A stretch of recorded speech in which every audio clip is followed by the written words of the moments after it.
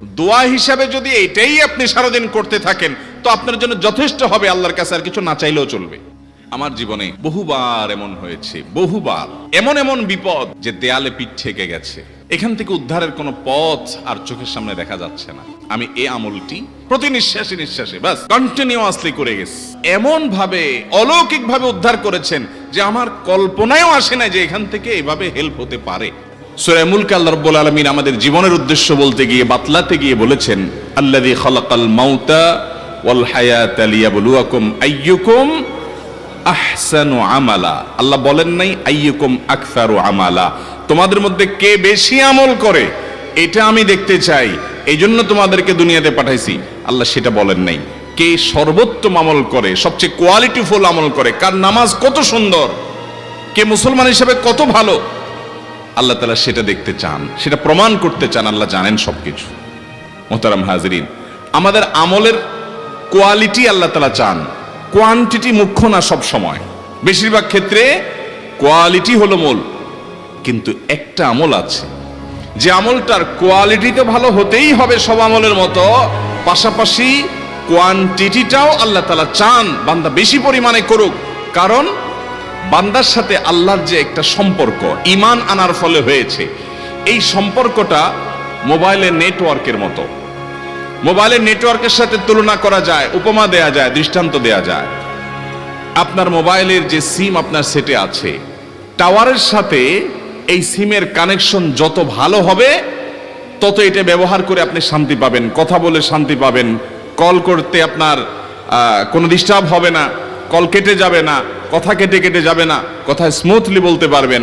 যত বেশি টাওয়ারের সাথে এই সিমের নেটওয়ার্কটার কানেকশন মজবুত থাকবে। আমরা সবাই আমাদের রব হিসাবে আমাদের মালিককে, আরশে আজিমের মালিককে স্বীকার করে নিয়েছি।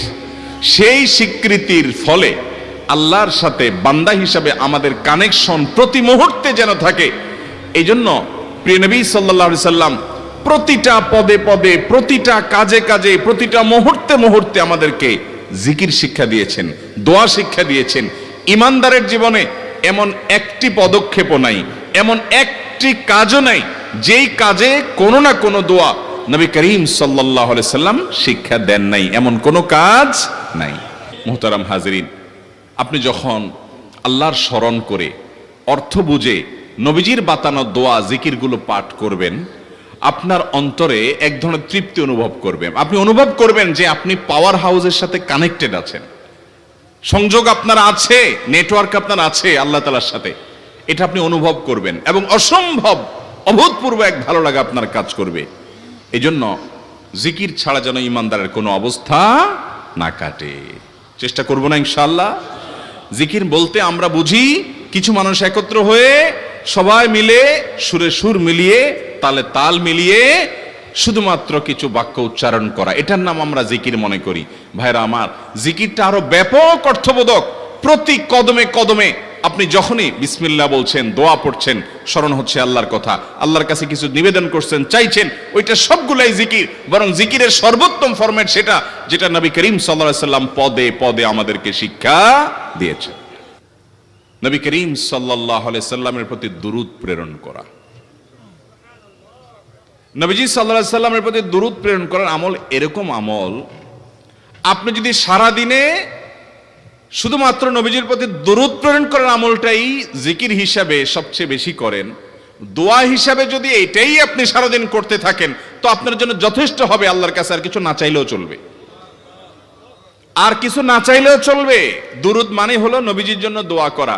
ভাই, আল্লাহ তার হাবিবকে রহম করবেন, আপনার আমার দোয়ার দিকে আল্লাহর তাকানোর কোনো ঠেকা আছে? নবীজি কি আমাদের দোয়ার কোনো মুখাপেক্ষী? কিন্তু আমরা তার জন্য দোয়া করলে ওই চান্সে আল্লাহ তাআলা আমাদের প্রতি অনুগ্রহ করবেন। একবার না, আপনি নবীজির প্রতি একবার রহমতের দোয়া করবেন, একবার দুরূদ পাঠ করবেন। মান সাল্লা আলাইয়া মাররাতান সাল্লাল্লাহু আলাইহি আশারা, নবীজি সাল্লাল্লাহু আলাইহি সাল্লাম বলেছেন, একবার আমার জন্য তোমরা দোয়া করলে, আমার প্রতি দুরূদ পাঠ করলে, আল্লাহ তাআলা তোমাদের জীবনে 10 বার 10 জায়গায় 10 টাইমস তোমাদের উপর আল্লাহ তাআলা অনুগ্রহ করবেন। আপনি টেরও পাবেন না কত জায়গায় আল্লাহ অনুগ্রহ করেছেন, আল্লাহ বাঁচাই দিয়েছেন, একটুর জন্য শেষ হয়ে যান নাই। ওই যে দুরূদ পড়ছেন, আল্লাহ তাআলা রক্ষা করছে, আপনি খবরও নাই।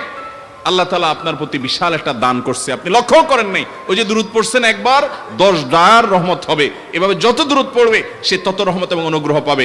এক সাহাবী বলেছেন, ইয়া রাসূলুল্লাহ, আমি আমার দোয়ার কত অংশ আপনার জন্য রিজার্ভ রাখবো? আমি তো আল্লাহর কাছে অনেক কিছু চাইবো, অনেক কিছু নিবেদন করব, আপনার জন্য যেন আল্লাহ রহমত নাজিল করে, এটাই হলো দুরূদ। এই দুরূদটা আমি কি পরিমাণ রাখবো? 4/1, 3/1, অর্ধেক?